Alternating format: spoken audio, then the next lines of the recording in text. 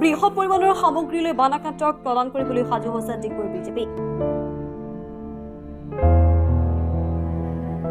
ডিগবৈ বিধায়ক সুৰেন ফুকনৰ উদ্যোগত দলীয় নেতাকৰ্মী আৰু ডিগবৈ ৰাইজৰ সহযোগত শিৱসাগৰ চৰাইদেউ বানাক্ৰান্তক প্ৰদান কৰিব সাহায্য। প্ৰায় ২,০০০ বানাক্ৰান্ত পৰিয়ালক বিভিন্ন সামগ্ৰী প্ৰদান কৰিব।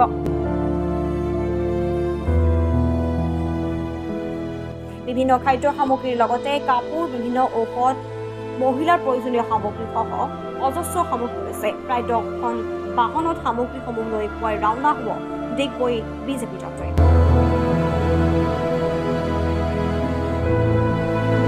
উল্লেখ্য যে শেহতীয়া বিধ্বংসী বানত শিৱসাগৰ চৰাইদেউ যোৰহাট জিলা বহু পৰিয়াল ক্ষতিগ্ৰস্ত হৈছে। এনে সময়তে ডিগবৈ বিজেপিৰ সাহায্য অভিযান বানাক্ৰান্ত লোকসকলৰ বাবে কিছু সকাহ কঢ়িয়াই আনিব বুলিও আশা প্ৰকাশ কৰিছে।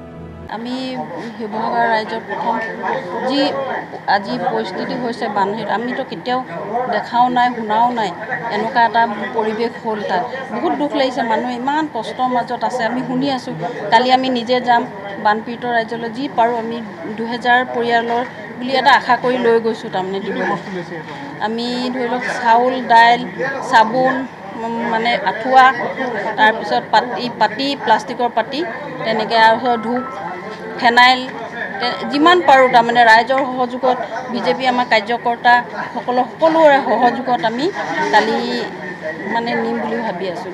বিধায়ক তেওঁ নাই, থকা হ'লে তেওঁ গ'লহেঁতেন, আমাৰো ভাল লাগিলহেঁতেন, তেওঁ আমাক সহযোগ কৰিলে।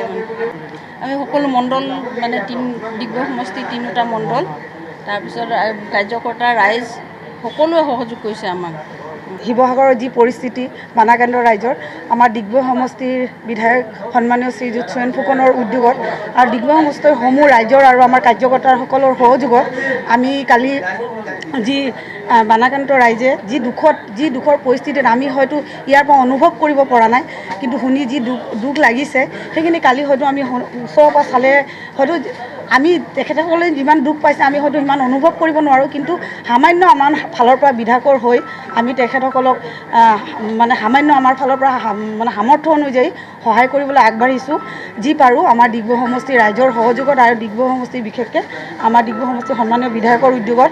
আৰু তেখেতে আজি আপোনালোকে গম পায় যে তেখেতে আজি মুখ্যমন্ত্ৰী মহোদয়কো নিজৰ ফালৰ পৰা 2 লাখ টকা এটা সামান্য চেক দি কিনে ৰাইজক সহায় কৰিবলৈ আগবাঢ়িছে। লগতে এইখিনিও আমি লৈ নিজে ৰাইজৰ ওচৰত গৈ আমি নিজে বিতৰণ কৰি দি থৈ আহিম। আমি প্ৰায় ২,০০০ মানুহলৈ বস্তু লৈছোঁ। আপোনালোকে দেখিছে ইয়াত চাউল দাইলৰ পৰা আৰম্ভ কৰি কাপোৰ কানি, চেনিটাইজাৰ, ফেনাইল, তাৰপিছত হোৱা পাতি, আঁঠুৱা, তাৰপিছত মহৰ দৰৱ, তাৰপিছত আৰু একদম মাস্কৰ পৰা আৰম্ভ কৰি যিমানখিনি পাৰিছোঁ আৰু আমাৰ ফালৰ পৰা আমি আগবঢ়াইছোঁ। ৰিপৰ্ট